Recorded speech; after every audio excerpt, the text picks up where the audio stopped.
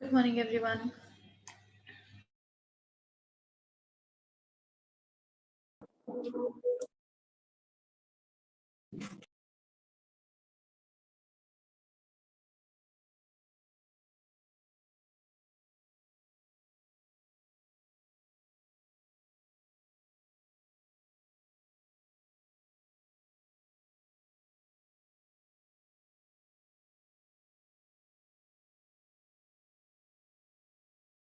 Start now.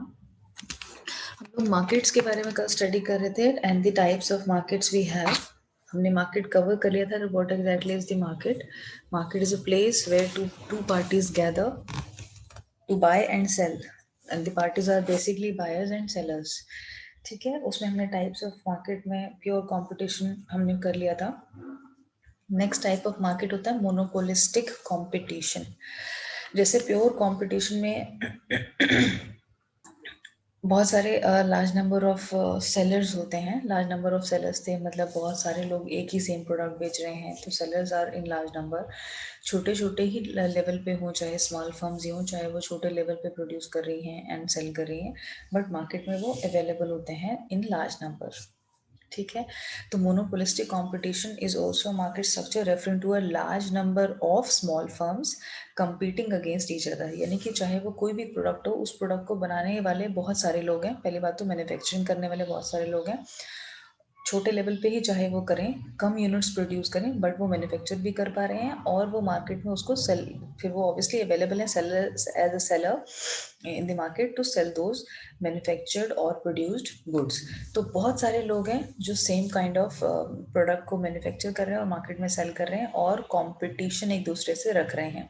However, firms in monopolistic competition sell similar but highly differentiated product.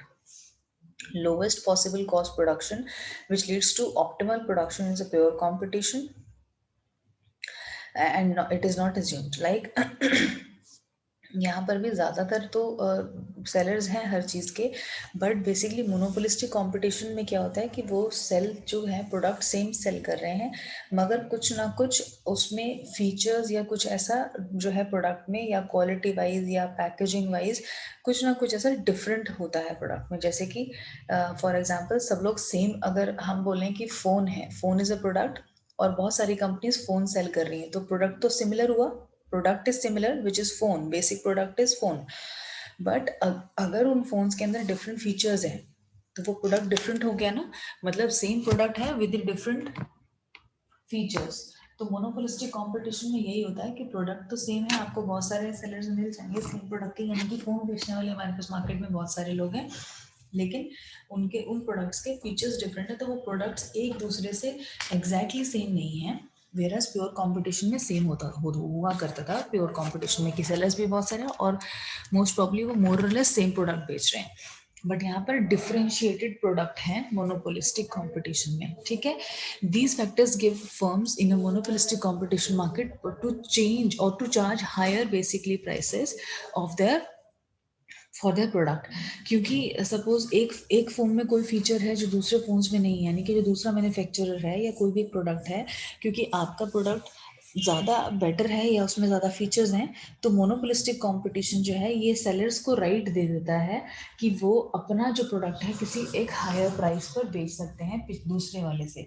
अब वो ये बोल सकता है कि जी उसकी क्वालिटी उतनी अच्छी नहीं है, मेरी क्वालिटी उतनी अच्छी है प्रोडक्ट की, या उसमें ये फीचर्स नहीं है, मैंने ये फीचर्स ऐड करके मेरे प्रोडक्ट में दिए, उसमें नहीं है. तो ऐसा होता ही है. जैसे ये टेलीकॉम कंपनीज हैं, टेलीकॉम कंपनीज में बहुत सारी कंपनीज ये बोलती हैं हमारा नेटवर्क कवरेज बहुत अच्छा है, हमारी इंटरनेट स्पीड बहुत अच्छी है, उस पर्टिकुलर नेटवर्क की नहीं है, ऐसा बोला जाता है. सो दिस इज दिस कि वो लोग सेम प्रोडक्ट बेच रहे हैं.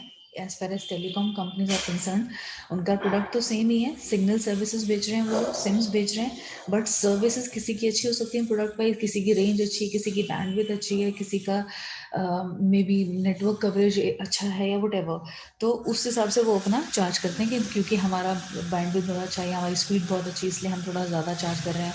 जैसे प्लान अप डाउन होते ही हैं टेलीकॉम कंपनीज में भी, कोई 2999 का देता है कोई प्लान, कोई 2599 का प्लान देता है. दैट वेज कि डिफरेंट डिफरेंट प्लान्स वो चार्ज कर लेते हैं या प्राइसेस चार्ज कर लेते हैं अपने प्रोडक्ट के लिए, ये कह के कि हमारा प्रोडक्ट दूसरों से बेटर है, या हो सकता है उनका प्रोडक्ट बेटर हो भी. तो वो मोनोपोलिस्टिक कंपटीशन हो गया कि यहाँ पर मोनोपोली एक होता है कि एक पर्सन है मार्केट में, तो मोनोपोलिस्टिक कंपटीशन में का मतलब ये है कि प्रोडक्ट तो सेम है, लेकिन वो ये कह रहे हैं कि हमारे प्रोडक्ट के जो फीचर्स हैं उसमें हमारी मोनोपोली है, ये वाला प्रोडक्ट ये वाला फीचर कोई और नहीं दे रहा। सो वो उसका मोनोपोलिस्टिक होगा वो कंपटीशन, और वो कंपटीशन में भी रहते हैं क्योंकि सेम प्रोडक्ट तो मार्केट में और दूसरे भी अवेलेबल हैं। आप कस्टमर्स को आपका वाला फीचर अगर नहीं चाहिए तो वो दूसरे प्रोडक्ट को भी खरीद सकता है। ऐसा नहीं है कि सिर्फ आप ही वो प्रोडक्ट बेच रहे हैं या एक ही पर्सन सेलर है मार्केट में तो उसकी मोनोपोली हो जाती है। अभी हम आगे मोनोपोली भी पढ़ेंगे। These okay the products are remarkably similar. Product जो है बेसिक प्रोडक्ट है वो सिमिलर होता है, बट कुछ ना कुछ डिफरेंसेस प्रोडक्ट के अंदर होते हैं, और वो डिफरेंसेस जो है सेलर्स अपनी या तो मार्केटिंग स्ट्रैटेजीज से दिखाएंगे कंज्यूमर्स को, एडवर्टीजमेंट्स करके दिखाएंगे, या खुद जो भी उनका अपना सोर्स है कि वो जब कोई पर्सन सेलर के पास आएगा कोई कस्टमर तब वो बताएंगे, या एक्चुअली में एडवर्टीजमेंट करके पहले ही वो लोगों को बता रहे हैं कि हमारा फीचर एक्स्ट्रा है इस प्रोडक्ट में, आप आइए और लीजिए।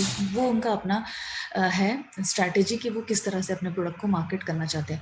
डिफरेंशिएशन कैन इंक्लूड स्टाइल, जो हम डिफरेंट बात कर रहे हैं ना कि हर प्रोडक्ट तो सिमिलर है बट उसके अंदर कुछ ना कुछ फीचर्स डिफरेंशिएशन है, तो वो डिफरेंशिएशन या तो स्टाइल के लेवल पे हो सकता है।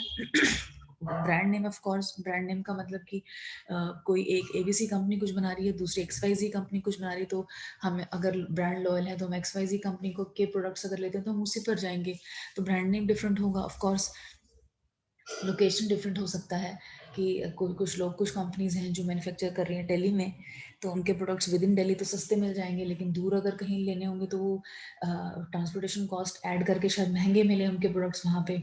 तो लोकेशन भी मैटर करता है कि आप किस लोकेशन पे खरीद रहे हैं प्रोडक्ट। अगर वो नियर बाय स्टोर है, नियर बाय फैक्ट्री है, तो कुछ टाइम पर ऐसा भी होता है कि जैसे कि हमें कुछ प्रोडक्ट्स इंडिया में महंगे मिलते हैं, यूएस में सस्ते, क्यों? क्योंकि वो यूएस में मैन्युफैक्चर हो रहे हैं, इंडिया में उनका मैन्युफैक्चरिंग प्लांट ही नहीं है, वहां से यहाँ तक लाने का ट्रांसपोर्टेशन कॉस्ट या चार्जेस इतना ज़्यादा लग जाता है कि फिर वो यहाँ पर आके प्रोडक्ट महंगा हो जाता है। सो लोकेशन। पैकेजिंग, कुछ प्रोडक्ट्स की पैकेजिंग बहुत अच्छी होती है। आप देखें किसी लोकल शॉप से अगर हम सपोज बेकरी कोई कन्फेक्शनरी है उससे हम जाकर कोई केक ऑर्डर करते हैं, तो जैसा केक का पैकेजिंग हमें लोकल शॉप पे मिलता है, और वही से अगर हम केक सेम प्रोडक्ट हम 5 स्टार होटल से लेते हैं, उनका पैकेजिंग अलग होता है। All together it is so convenient to carry easy, आपको कुछ परेशानी की ज़रूरत ही नहीं, आपको सोचने की ज़रूरत नहीं कि हम केक लेकर कैसे जाएंगे। It is easy, it is very safe in the packaging also। तो वो डिपेंड करता है पैकेजिंग कैसी आप दे रहे हो। ठीक है, तो कोई भी मार्केट जिसमें कि प्रोडक्ट सेम है, अब वो हमारे ऊपर डिपेंड करता है कि हम कहाँ से लें। हम 500 रुपये वाला केक लेना चाहते हैं या 5000 रुपये वाला केक लेना चाहते हैं, इट डिपेंड्स। मैं आपको हर प्रोडक्ट के एग्जाम्पल्स इसलिए दिए जा रही हूँ क्योंकि इन सब चीज़ों में मोनोपोलिस्टिक कॉम्पिटिशन ही है, जहाँ पे कि प्रोडक्ट तो सेम है। If you really want to go out to buy a cake, we have got so many varieties। if you really want to go out and have a phone purchased, तो हर level का, हर feature का, हर range का हर हमारे पास different mobile phones हैं। कहने के लिए वो प्रोडक्ट मोबाइल फ़ोन ही है, अब वो चाहे स्मार्टफोन हो या कोई स्मॉल फ़ोन हो, कोई भी फीचर्ड फ़ोन जिन्हें हम कहते हैं, इट डिपेंड्स। बट मार्केट में इन प्रोडक्ट्स के लिए मोनोपोलिस्टिक कंपटीशन है, और डिफरेंट ब्रांड्स डिफरेंट पैकेजिंग के साथ, डिफरेंट लोकेशंस पे, डिफरेंट ब्रांड्स के साथ, डिफरेंट फीचर्स के साथ, डिफरेंट स्टाइल के साथ वो सब चीज़ें हमें बेच रहे हैं, और उसी के हिसाब से उनकी प्राइसिंग भी अप डाउन होती है। अगर कोई प्रोडक्ट बहुत अच्छा है या बहुत ज़्यादा फीचर्ड है तो उसका प्राइस हाई होगा, नहीं है तो प्राइस कम भी हो सकता है। सो ये मोनोपोलिस्टिक कंपटीशन ज़्यादातर कहाँ होता है? फूड रेस्टोरेंट्स में भी होता है, जैसे कि डोमिनोज है, वो पिज्ज़ा बेच रहा है, अब हम डोमिनोज का पिज्ज़ा खाना चाहते हैं या हम पिज्ज़ा हट का पिज्ज़ा खाना चाहते हैं। ठीक है, तो दिस इज व्हाट कि those are basically the two main market players in this particular food example। But there are so many other local vendors also now you will find which are like around us, और local shops में हमें नीचे अपने घर के बाहर भी कहीं मिल जाते हैं जो पिज्ज़ा ही बना रहे हैं, राइट। सो फास्ट फूड में भी ये मोनोपोलिस्टिक कंपटीशन है। क्लोथिंग लाइन में आप देख लीजिए, clothing line means the clothes which we go for, if we talk about branded कपड़े और branded clothes, so there are so many branded things कि हम कुछ ब्रांड्स हैं जो हमारे बजट में रहते हैं, कुछ ब्रांड्स हैं बहुत ही एक्सपेंसिव है which are like not for us and maybe for celebrities. तो ये भी, इसमें भी मोनोपोलिस्टिक कंपटीशन है। बहुत सारे ब्रेकफास्ट सीरियल कंपनीज है, जैसे कि जो केलॉग्स हो गया या कॉर्नफ्लेक्स, कुछ कंपनीज बेच रही हैं, तो वो 2-3 अगर ब्रांड्स हमारे पास है तो हम डिपेंड करता है हम किससे जाकर लें। ठीक है, मैगी है, Maggi Nestle is also producing, there are competition में और भी फिर 1-2 लोग आ गए, जैसे कि वो आटा नूडल्स एंड ऑल दोज आ गए। So that is all monopolistic. कि कोई अगर एक कोई पर्सन या कोई बिजनेस स्टार्ट भी करता है, कोई एक नया प्रोडक्ट मार्केट में लेके आके, और उसको बहुत अच्छा प्रॉफिट होने लगता है, तो मार्केट में फिर दूसरे प्लेयर्स आ जाते हैं सेम प्रोडक्ट को प्रोड्यूस करने के लिए, सोच के कि हम भी प्रोड्यूस करते हैं क्योंकि इसमें मार्केट में पैसा बहुत है और ये प्रोडक्ट को हम भी बेचेंगे। तो पहले तो सिर्फ मोनोपोली मैगी का था कि मैगी सिर्फ मैगी ये नेस्ले ही बेच रहा था, या जो भी उसका ब्रांड है वो सेल कर रहा था। बट अभी there are so many other types of noodles also we are getting in the market which are produced by the different brands और all together by the different companies, तो वो भी मोनोपोलिस्टिक कॉम्पिटिशन में आ गया। बहुत सारी repair markets हैं, हमारी गाड़ी ख़राब हो जाती है तो हम चाहें तो सर्विस सेंटर पे कंपनी के ले जाएं, या बाहर लोकल रिपेयर मार्केट से भी हम रिपेयर करवा सकते हैं। Not only cars but any electronic item, fridge, TV, what ever. Warranty में है तो हम कंपनी को बुला लेते हैं, बाद में होता है रिपेयर कराना होता है तो हम बाहर लोकल मार्केट से भी करवा लेते हैं, right. So this is all monopolistic competition. In services में भी मोनोपोलिस्टिक कॉम्पिटिशन है। बहुत बार हम किसी को अगर अपना सपोज एसी रिपेयर करने के लिए बुलाते हैं, कुछ पर्सन है जो 700 रुपये में काम कर देंगे, there would be a person you might find के who would be able to do the same work in 600 also। वो अपना दैट इज ऑल मोनोपोलिस्टिक, कि उसकी सर्विस में या तो कोई प्रॉब्लम होगी, या वो शायद पास से आ रहा होगा शायद, इसलिए उसने कम चार्ज कर लिया, लोकेशन जो एक हमने बताया, या कुछ भी ऐसा हो सकता है, राइट। तो ये सारे एग्जांपल्स हैं जो मोनोपोलिस्टिक कंपटीशन के होते हैं, जहाँ पर प्रोडक्ट सिमिलर है, यानी कि जो बेसिक प्रोडक्ट है that will be similar, but if we will compare the same product with the other product from the other manufacturer or the seller, then the product will have some differentiations in the form of style, packaging, used या feature, location, किसी भी तरह से ये सब चीज़ें different हो सकती हैं। एंड डेफिनेटली जब ये सब चीज़ें डिफरेंट होंगी तो प्राइस डिफरेंट होगा ही होगा, कि कोई एक स्मार्टफोन सैमसंग का है और एक स्मार्टफोन एप्पल का है तो उनका प्राइस सेम नहीं होगा, क्योंकि there are so many features which will be there in Apple which will not be there in Samsung, but and vice versa also. ऐसा भी हो सकता है कि सैमसंग जो हमारी रिक्वायरमेंट है वो सस्ते वाले प्रोडक्ट से शायद पूरी हो रही हो, हमें चाहिए नहीं महंगा प्रोडक्ट एप्पल का, and what all we want is an Android phone and we do not need an iOS phone or something like that।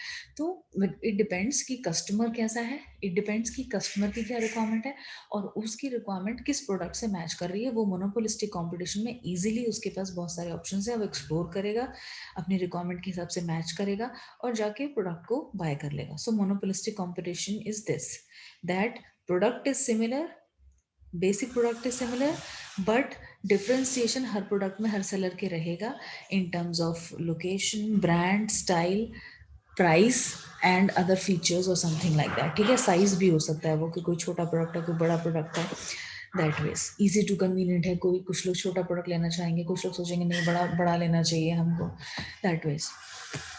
Okay, so producers freely enter the market when profits are attractive। monopolistic competition एक ऐसा market है जिसमें कि कोई भी seller freely enter freely enter कर सकता है, enter in the sense कि if somebody really wants to enter any market, जैसे फोन का मार्केट है, it is an open market, there are good number of companies which are producing phone, you also think और I also think कि मैं कोई company start करनी, मैं भी फोन मैन्युफैक्चर करता हूँ या करती हूँ क्योंकि इसमें बहुत पैसा है, so we can also start our own company, nobody is going to stop us।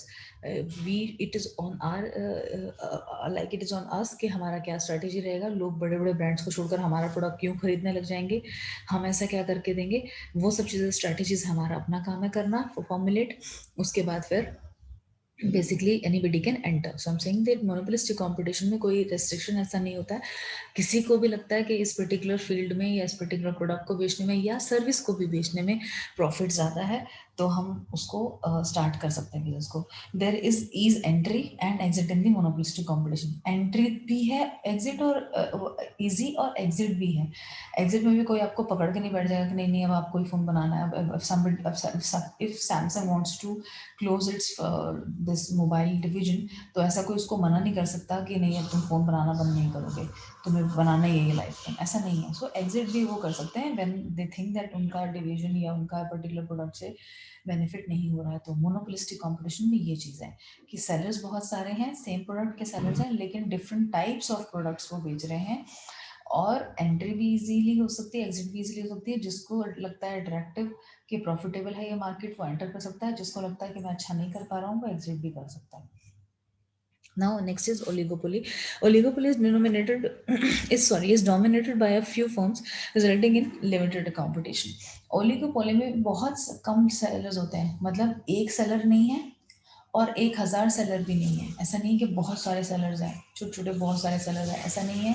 और सिर्फ एक ही सेलर है, ऐसा भी नहीं है। ओलिगोपोली में फ्यू सेलर्स होते हैं, लाइक 2 सेलर हो गए या 3 सेलर हो गए। सिर्फ एक प्रोडक्ट को बनाने के लिए 2 या 3 लोग ही बना रहे हैं बस, और उन्हीं से ही हमें जो भी बायर्स हैं जिनकी वो रिक्वायरमेंट है उस प्रोडक्ट को खरीदने की, वो उन्हीं से ही खरीदेंगे। तो oligopoly is that market basically. So they can collaborate with or compete against each other to use their collective market power to drive up the prices and earn profit, more profit. क्योंकि 2 या 3 sellers ही हैं या limited sellers हैं, मतलब वो एक दूसरे से इंटरेक्ट कर सकते हैं, बहुत कम सेलर नंबर ऑफ सेलर्स है मार्केट में। तो या तो वो हाईली कंपटीशन रखें, ये उनके ऊपर है। हाईली कंपटीशन का मतलब एक दूसरे से बिल्कुल नहीं बात करें और अपना काम खुद करें, और दूसरे से बिल्कुल भी कनेक्शन रखें ही नहीं, कि बिल्कुल हाईली कंपटीशन है, हम जो कर रहे हैं हम अपने आप करेंगे, अपने प्राइसेस अपने आप रखेंगे, तुम्हें जितना करना है कर लो, या कितना इकोनॉमिकल हम नीचे ला सकते हैं प्राइस को ताकि कस्टमर्स हमसे बाय करें and all that.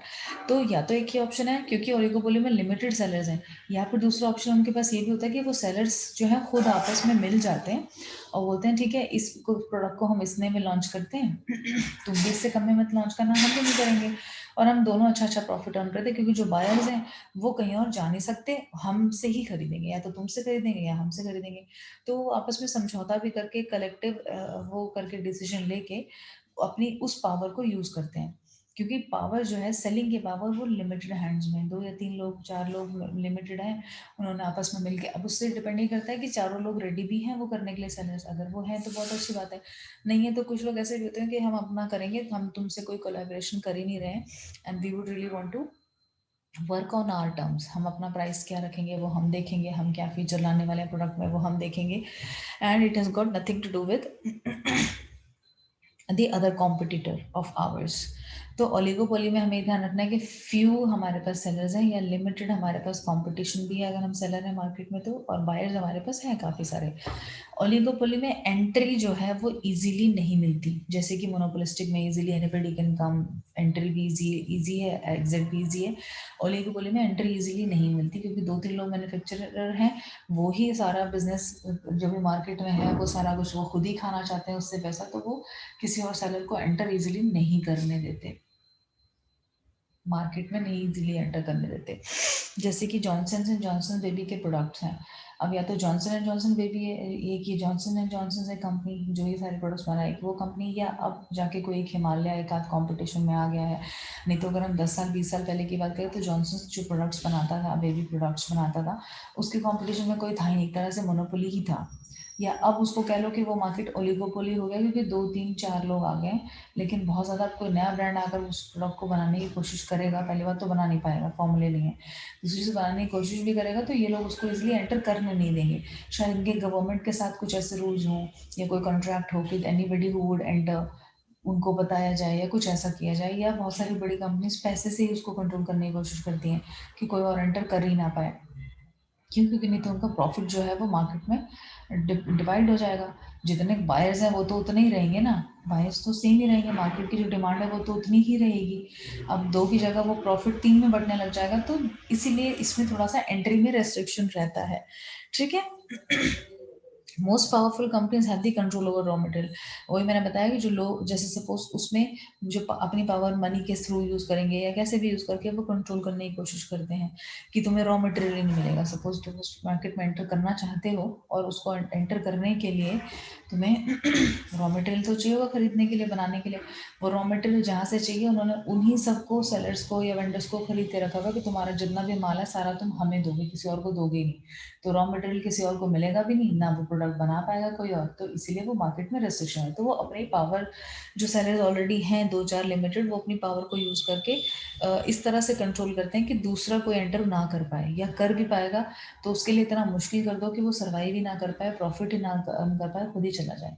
Raw material बहुत हाई कॉस्ट पे अवेलेबल करा दो, तो वो हाई कॉस्ट हो जाएगी, तो अर्न ही क्या कर पाएगा, मार्केट में सस्ते पे बेच नहीं पाएगा, जो मार्केट में ऑलरेडी प्रोडक्ट्स अवेलेबल है उस प्राइस पर बेच नहीं पाएगा, प्रॉफिट नहीं अर्न कर पाएगा, खुद ही चले जाएगा। So it's that way. ठीक है। तो ये सब चीज़ें जो पावरफुल चीज़ें हैं वो यूज़ करके अपनी पावर को बैरियर्स बना देते हैं नए लोगों में एंटर करने के, नए लोगों के लिए मार्केट में एंटर करने के लिए एज सेलर या कॉम्पिटिटर।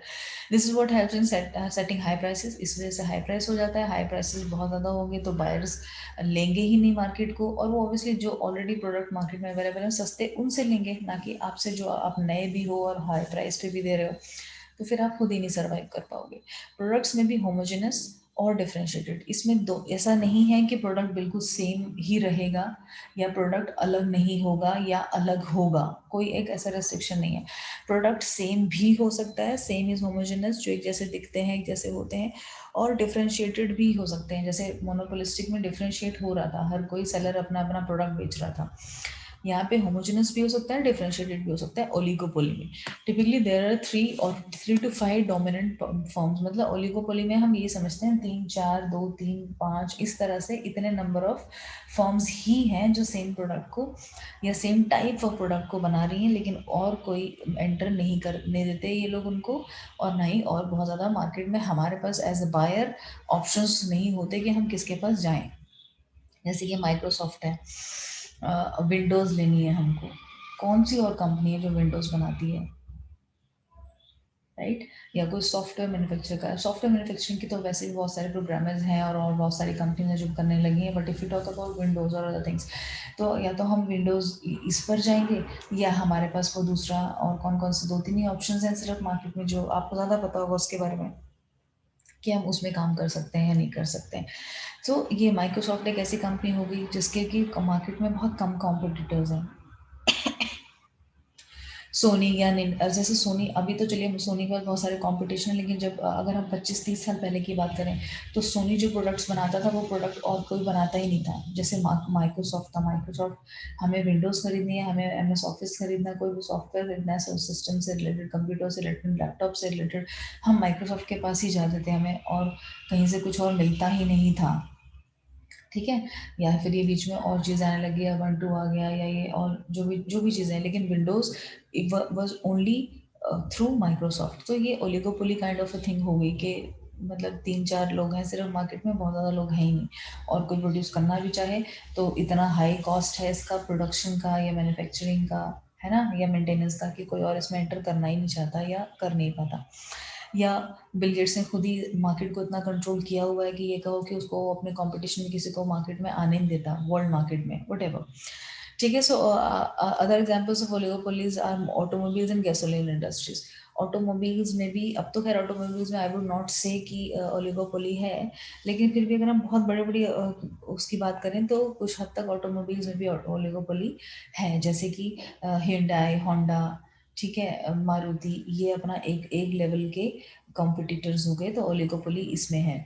अगर हम थोड़ा एलीट क्लास में मूव करते हैं तो अपना मर्सिडीज हो गया, ऑटोमोबाइल्स की मैं बात करूँ, मर्सिडीज हो गया, BMW हो गया, ऑडी हो गया, ये थोड़ा और नीच लेवल पे चले गए, तो वहाँ पर भी 4-5 कंपनीज हैं जो सेम तरह के प्रोडक्ट्स बना रही हैं और लॉन्च करती हैं, लेकिन वो भी कोशिश ये करती हैं कि उनके मार्केट में कोई और नया पर्सन आकर मर्सिडीज के मतलब टाइप ऑफ सेम प्रोडक्ट ना एंटर करे मार्केट में आगे बनाए, जैसे टेस्ला, एलन मस्क ने टेस्ला अपनी ओपन कर ली इनकी कंपटीशन में, और सबको इन्होंने, उसने, टेस्ला ने बेसिकली मार्केट में अपना शेयर ज़्यादा कर लिया है, and then BMW, Mercedes and Audis की वैल्यू अब बहुत कम हो गई मार्केट में इन कंपैरिजन टू टेस्ला। यही बात अगर हम 10 साल पहले की करें तो टेस्ला मार्केट में थी ही नहीं, नोबडी न्यू इट, जो एलन मस्क ने अभी अपना स्टार्ट किया। So this is all automobiles या गैसोलीन इंडस्ट्रीज, ये बहुत सारे ओलिगोपोली के एग्जाम्पल हो गए। प्राइसिंग, प्रॉफिट्स, प्रोडक्शन लेवल्स, ठीक है। Pricing, profits and production level changes the dynamic relationship between sellers and buyers. अब मोनोपोली, प्योर मोनोपोली, मोनोपोली क्या होता है? एक ही मार्केट में आदमी है जो सेम चीज़ बेच रहा है, उसके अलावा वो चीज़ कहीं और मिल ही नहीं रही, कोई और मार्केट में सेलर ही नहीं है। अब जब वो एक ही आदमी है सेल करने वाला, तो उसकी अपनी मर्जी है वो किस प्राइस पर बेचेगा, किस प्राइस पर बेचेगा। ज़्यादा प्राइस पर बेचेगा तो भी हमारे पास कोई ऑप्शन नहीं है, हमें जाकर उससे लेना ही है। कम पर वो क्यों बेचेगा, क्योंकि कोई और मार्केट में कंपटीशन नहीं, उसे पता है कि लोग मेरे पास ही आएंगे, कहीं और जा ही नहीं सकते। तो इसको कहते हैं मोनोपोली। ज़्यादातर ये मोनोपोली किसी भी चीज़ में अगर लगती है गवर्नमेंट को कि हो रही है या होने वाली है मार्केट में, और वो प्रोडक्ट ऐसा है कि बहुत ज़्यादा रिक्वायरमेंट है लोगों की, बेसिक प्रोडक्ट है या नीड है, नेसेसिटी है वो, तो गवर्नमेंट उसमें इंटरफेयर करती है, उसको मोनोपोली नहीं रहने देती। या तो गवर्नमेंट खुद मैन्युफैक्चर करने लगती है, कुछ ऐसा करने लगती है कि लोगों के पास उनके उनका एक्सप्लॉयटेशन ना हो, मतलब कंट्री के लोगों का एक्सप्लॉयटेशन ना हो, वो मोनोपोली जो सेलर है वो एक्सप्लॉयटेशन ना करे, चाहे गवर्नमेंट लॉसेस में ही उस प्रोडक्ट को देने लगे, लेकिन वो अवेलेबल करवाती है मार्केट में। मोनोपोली वो चीज़ होती है। So a monopoly exist where there are single firm that controls the entire market. एक ही फर्म है जो प्रोड्यूस कर रही है, पूरा मार्केट उसी के पास है, हर बायर को उसी के पास जाना पड़ेगा। Firm and the industry are synonymous, मतलब प्रोडक्शन भी वही कर रहा है, फर्म भी वही है, यहाँ पे सब कुछ बेच भी वही रहा है, सब कुछ वही कर रहा है, एक ही बंदा है, उसी को पता है कैसे बनाना है, उसी को पता है कैसे आगे मार्केट में इस प्रोडक्ट को बनाना है, क्या रॉ मटेरियल होगा, क्या फॉर्मूला होगा बनाने का, और कैसे मार्केट में ये चीज़ आएगा। अगर हम 50 साल पहले की बात करें तो जो कोल्ड ड्रिंक्स हुआ करती थी, पेप्सी ही थी पहले, या कोक जो भी है, तो उनका एक फॉर्मूला है जो आज तक भी किसी को नहीं पता है, सेम एग्जैक्ट प्रोडक्ट। हालांकि बहुत सारे लोकल कोल्ड ड्रिंक्स अब आ गई हैं मार्केट में जो बनाते हैं, बट इनका फॉर्मूला किसी के पास आज तक नहीं है। और एक टाइम था कि जब कोल्ड ड्रिंक्स वर दी, जैसे मोनोपोली रहता था इनका, या ओलिगोपोली कह लो, कोक एंड पेप्सी का है कि ये दोनों अपना, बाकी सारी कोल्ड ड्रिंक्स इन दोनों के अंदर ही आती हैं, चाहे वो कोई भी आप ले रहे हो मार्केट से। तो मोनोपोली, लेकिन ये एक ऐसा प्रोडक्ट है कोक पेप्सी का जिस जो बहुत नेसेसिटी नहीं है, लोग नहीं भी पियेंगे तो चलेगा, लोगों को नहीं भी मिलेगा तो चलेगा, रोटी कपड़ा मकान वाली बात नहीं है, right. So the firm is the sole producer of the product mark इसमें मोनोपोली में, और उसका कोई सब्सटीट्यूट भी नहीं होता इजीली। सब्सटीट्यूट का मतलब जैसे कि चाय, अगर सपोज चाय है तो उसका सब्सटीट्यूट कॉफ़ी है, कि हमें चाय नहीं मिल रही तो चलो वेल सी के हम कॉफ़ी से काम चला लेंगे, कुछ है, तो ऐसा कोई क्लोज सब्सटीट्यूट भी नहीं होता इस प्रोडक्ट का। जो वो एक प्रोडक्ट है वही है, नो सब्सटीट्यूट, कोई और सेलर भी नहीं है, because there is no alternative, है ही नहीं कोई। The firm has the highest level of the market power, उस कंपनी का जो सोल मैन्युफैक्चरर है, हाईएस्ट मार्केट पावर है, क्योंकि और कोई मार्केट में प्लेयर ही नहीं है उसके कंपटीशन में। प्राइस भी वो हाई रख सकता है, कुछ भी कर सकता है वो। Monopolist often reduce output, increase prices and earn profit. और जब मोनोपोली है उसकी, तो वो ज़्यादा प्रोडक्शन भी क्यों करेगा, वो कम प्रोडक्शन करेगा, उसी प्रोडक्शन को ज़्यादा प्राइस पर बेचेगा और अपना प्रॉफिट अर्न करता रहेगा। क्यों इतना ज़्यादा प्रॉफिट, वो प्रॉब्लम लेगा कि ज़्यादा यूनिट प्रोड्यूस करे फिर उसको बेचे कम प्राइस पे। इससे बेटर है वो कम प्रोड्यूस करे, ज़्यादा प्राइस ले, क्योंकि कोई और तो बेच ही नहीं रहा है, और प्रॉफिट अर्न करेगा, ईजिली अर्न करेगा। Entry exit is block is in a pure monopoly, क्योंकि एक ही आदमी है तो ना तो कोई और नया एंटर करना होता है इसमें, कोई आएगा नहीं कंपटीशन में, और जो है एक बंदा वो एग्जिट भी नहीं कर सकता, क्योंकि वही तो सिर्फ प्रोड्यूस कर रहा है, तो ना तो एंट्री होगी ना एग्जिट होगी, दोनों ही ब्लॉक्ड रहता है मोनोपोली में। This can occur for more than one reason, as seen two of the best examples for pure monopolistic जो हमने देखा है, पब्लिक यूटिलिज्म, प्रोफेशनल स्पोर्ट्स लीग्स, ठीक है। पब्लिक यूटिलिटीज का मतलब यहाँ पर हो गया, जैसे रेलवेज है, रेलवेज का कोई और सब्सटीट्यूट है क्या। हम जैसे ट्रेन में सफ़र करते हैं, तो अब तो मेट्रोज चलो आ गई, लेकिन जैसे अगर हम रेलवे, इंडियन रेलवेज की बात करें, तो हमारी कंट्री में इंडियन रेलवेज का कोई और सब्सटीट्यूट नहीं है। दूसरी कहीं और लाइंस, रेलवे लाइंस नहीं बिछी हुई कि यहाँ से जाएंगी अब दूसरे कॉम्पिटिटर की रेल्स, ट्रेन्स। तो ये किसकी मोनोपोली है, गवर्नमेंट की। लेकिन गवर्नमेंट तो बेसिकली नॉन प्रॉफिट होती है एक तरह से ऑर्गेनाइजेशन, और जो कंट्री के लिए बेटरमेंट के लिए काम कर रही है। तो इंडियन रेलवेज का कॉस्ट बहुत हाई है, मेंटेनेंस बहुत हाई है, सब कुछ है, लेकिन फिर भी अगर ये चीज़ किसी आप समझो किसी प्राइवेट पर्सन का होता है इंडियन रेलवेज, तो मोनोपोली होता, कुछ नहीं कर पाते हम लोग। जितने भी प्राइसेस पे वो ट्रेन की टिकट रखता, हमें उतना एक्सपेंसिव लेना पड़ता, चलना भी पड़ता, सब करना पड़ता, और हमारे पास कोई ऑप्शन भी नहीं होता, क्योंकि वही चीप ऑप्शन है, या फिर फ्लाइट्स, या फ्लाइट्स तो एनी हाउस एक्सपेंसिव होंगी ही होंगी, ठीक है। तो public utilities are considered national monopolies because they have economies of scale. Firm receives certain cost advantages due to its size. in an extreme way. New firms cannot start up because it would incredibly be expensive. अब अगर railway का कोई suppose competitor आना भी चाहे market में, तो क्या कोई आ सकता है? अंबानी है बस जो सोच सकता है, और तो कोई सोच नहीं सकता कंपटीशन में आने का। क्यों? क्योंकि बहुत ज़्यादा, इतना ज़्यादा हाई कॉस्ट इसका चाहिए, उसके बाद स्टार्ट करने के बाद मेंटेनेंस भी इतना हाई चाहिए, और सस्टेनेबिलिटी चाहिए। अगर नहीं हुआ सस्टेन, तो जो हमारा इतना इन्वेस्टमेंट लग जाएगा वो भी रिकवर नहीं हो पाएगा। What do we think? अगर हम स्टार्ट करते हैं रेलवेज का मोनोपोली जैसे सपोज अगर है, तो हम अगर दूसरा अपना कंपटीशन स्टार्ट करें, तो क्या हम ऑल ओवर द इंडिया उतना रेलवे लाइंस बिछा भी पाएंगे? कितना, मतलब it is huge, incredibly huge expense होगा। ठीक है, जैसे कि पाइप्स ही डालना है, वायर्स डालने, कुछ करना है, बट अगर आप देखो तो more less Ambani is doing these things for Jio also, या इंटरनेट के लिए वो अपना वो कर रहा है। हर जगह wiring all over the country चल रही है। हो सकता है आगे आने वाले 5 साल 10 साल में मोनोपोली हो जाए इनकी, कोई और टेलीकॉम कंपनी को सर्वाइव ही ना करने दे, और फिर अंबानी शायद अपना मोनोपोली चला के वो कर सकता है। जिस रेट पर वो जो चीज़ देगा, हमारे पास कोई ऑप्शन ही नहीं होगा, शायद हमें वो करना पड़े, लेना पड़े, एक्सपेंसिव भी होगा, तो वो ह्यूज मार्केट प्रॉफिट अर्न कर लेगा मार्केट से, अभी जितना कि इन्वेस्ट भी कर रहा है। सो इट प्योर मोनोपोली समझ आएगा मोर और लेस। ज़्यादातर ये गवर्नमेंट अपने पास रख लेती है मोनोपोली, ताकि कोई इसका मिसयूज़ नहीं कर पाए, क्योंकि गवर्नमेंट मिसयूज़ नहीं करती है।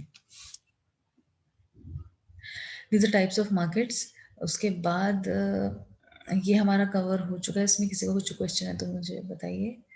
मुझे 2 मिनट दीजिए, मैं आपकी अटेंडेंस कर लेती हूँ क्लिक, उसके बाद हम लोग दूसरा टॉपिक स्टार्ट करते हैं।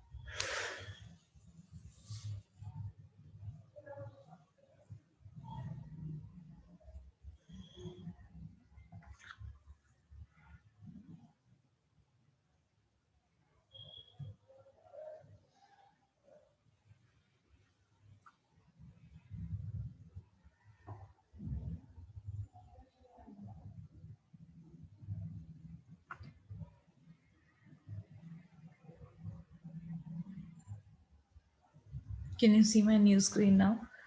Next topic in your syllabus is supply and law of supply. जैसे हमने पढ़ा था डिमांड क्या होती है, what is demand, and law of demand पढ़ा था, ऐसे ही सप्लाई क्या होती है और लॉ ऑफ सप्लाई क्या होता है, वो हम वो पढ़ेंगे। मार्केट्स जो थे हमारे, एंड टाइप्स ऑफ मार्केट जो हमारा मॉड्यूल 5 में था, वो हमने कवर कर लिया। नेक्स्ट टॉपिक इसमें सप्लाई है, लॉ ऑफ सप्लाई है, और एक और टॉपिक है role of demand and supply and price determination. इन 3 टॉपिक से हमारा मॉड्यूल 5 कवर हो जाता है। ठीक है, हम कोशिश करेंगे supply and law of supply एक और क्लास लेके हम कंप्लीट करें, और नेक्स्ट टॉपिक तो नेक्स्ट 2 क्लासेस में होपफुली कंप्लीट हो जाना चाहिए।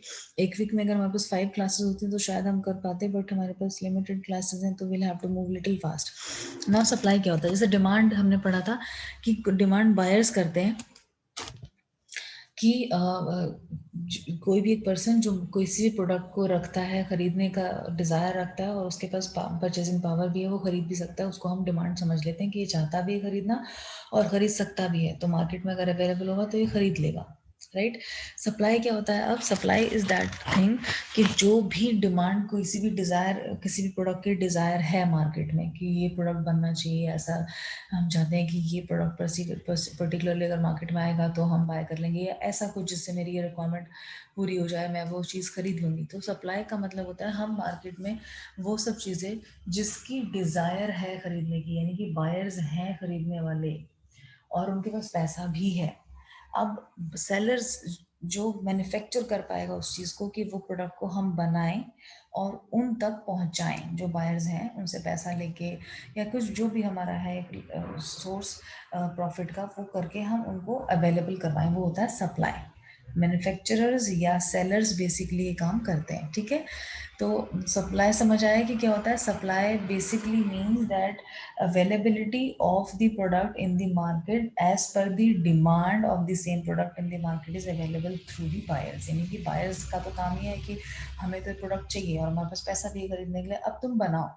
जैसे कि टेस्ला है for example, it has manufactured so many great cars, sports car भी, अदरवाइज भी high speed high and cars, luxury cars, कि मार्केट में उसने अवेलेबल कर दिया प्रोडक्ट लाके। ऐसा तो सप्लाई कितनी है। अब अगर हमें एक मर्सिडीज चाहिए तो क्या उस मर्सिडीज को इमीडिएटली हम जाकर ले सकते हैं? यस वी कैन, हम जाएंगे शोरूम में and we can get it in the same days time. तो उसका मतलब है कि उस चीज की वो सप्लाई है, सप्लाई है मार्केट में, ठीक है। डिमांड के साथ सप्लाई है। नाउ लॉ ऑफ सप्लाई क्या कहता है? जैसे लॉ ऑफ डिमांड ये कह रहा था कि other things being constant, other thing beings equal, कुछ चेंज नहीं हो रहा, प्राइस नहीं चेंज हो रहा, इनकम नहीं चेंज हो रही, कंज्यूमर की टेस्ट नहीं चेंज हो रहा, तो क्या कहता था डिमांड? कि प्राइस अगर कम होगा किसी प्रोडक्ट का तो डिमांड उसकी ज्यादा हो जाएगी। सप्लाई क्या कहता है? लॉ ऑफ सप्लाई क्या कहता है? कि other factors being equal, price of a good or service increases, the quantity of good and services that suppliers offer will also increase. Law of demand में इनवर्स रिलेशनशिप था, downward sloping था, उसका जो curve था वो downward sloping था। यानी कि प्राइस हाई तो डिमांड कम, प्राइस कम तो डिमांड हाई। इनवर्स रिलेशनशिप था, उल्टा रिलेशनशिप था कि भैया मैं क्योंकि बायर हूँ तो प्राइस ज़्यादा होगा तो मैं कम खरीदूंगी, और कम अगर होगा तो ज़्यादा खरीद सकते हैं हम क्योंकि सेम पैसे में ज़्यादा आ जाएगा। लेकिन अगर हम सप्लाई की बात करें और सप्लाई के हिसाब से, यानी कि अब हम मैन्युफैक्चरर हैं और हम बेचेंगे, तो यहाँ पे प्राइस का जो है डायरेक्ट रिलेशनशिप होता है सप्लाई से। वहाँ पे डिमांड से था, यहाँ पे सप्लाई से डायरेक्ट रिलेशनशिप है प्राइस का। कैसे? प्राइस अगर बढ़ेगी तो सप्लाई भी लोग ज़्यादा करना चाहेंगे। ऑब्वियसली जो बेच रहा है वो ज़्यादा प्राइस पे ज़्यादा ही बेचना चाहेगा ना, कम प्राइस होगा तो कम बेचेंगे। तो लॉ ऑफ सप्लाई क्या कह रहा है? लॉ ऑफ सप्लाई में या सप्लाई का जो कर्व है वो अपवर्ड स्लोपिंग होता है, जिसमें कि प्राइस का डायरेक्ट रिलेशनशिप होता है। अगर अदर थिंग्स बीइंग कांस्टेंट करते हैं हम, प्राइस बढ़ता है तो सप्लाई बढ़ाने की कोशिश करते हैं सप्लायर्स, प्राइस कम होता है तो वो सोचते हैं कि फिर हम कम ही सप्लाई करें क्योंकि लॉस होगा, ठीक है। So the law of supply is in microeconomics says that all the other factors being equal, the price of a good or service increases, quantity of the good or services supplied is also increasing, और vice versa, कम होगा तो कम, ज्यादा तो ज्यादा, ठीक है। Law of supply says that the price of an item goes up, suppliers will attempt to maximise their profit. जैसे ही प्राइस बढ़ेगा उस टाइम पर ही सप्लायर सब चाहेंगे कि हम अपना जो है बेच दें, सारा सप्लाई कर दें सारा मार्केट में सामान, जब ज्यादा प्राइस है तब, ताकि ज़्यादा प्रॉफिट अर्न करें वो, ठीक है। Understanding the law of supplies, basically this जो नीचे भी हम एक वो देखेंगे, कर्व देखेंगे, वो एक्सप्लेन ये करता है कि law of supply, supply curve जो है, जैसे डिमांड कर्व डाउनवर्ड स्लोपिंग था, supply curve will be upward sloping, upward sloping, upward sloping. ये सप्लाई कर्व देख रहे हैं आप, अपवर्ड स्लोपिंग है। हमने एक्स एक्सिस पे प्राइस लिया, वाई एक्सिस पे क्वांटिटी सप्लाइड लिया। सप्लाई जब हम पढ़ रहे हैं तो क्वांटिटी डिमांडेड नहीं लिखेंगे, क्वांटिटी सप्लाइड लिखेंगे।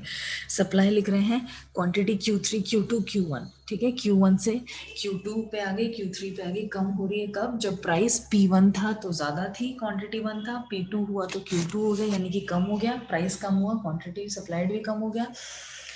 प्राइस 3 एंड Q3, अब देखिए प्राइस सबसे कम है तो क्वांटिटी भी सबसे कम हो गया। तो अपवर्ड स्लोपिंग कर्व ये दिखाता है कि प्राइस और क्वांटिटी सप्लाई में डायरेक्ट रिलेशनशिप है, पॉजिटिव रिलेशनशिप, ठीक है। Class is about to over, so I'll just take it up in the next class. I'll start it in the next class in detail about what exactly is supply and it's all. I'll just cover this topic quickly and we will start new topic in the next class then. Okay. Thank you so much for your time. Bye bye.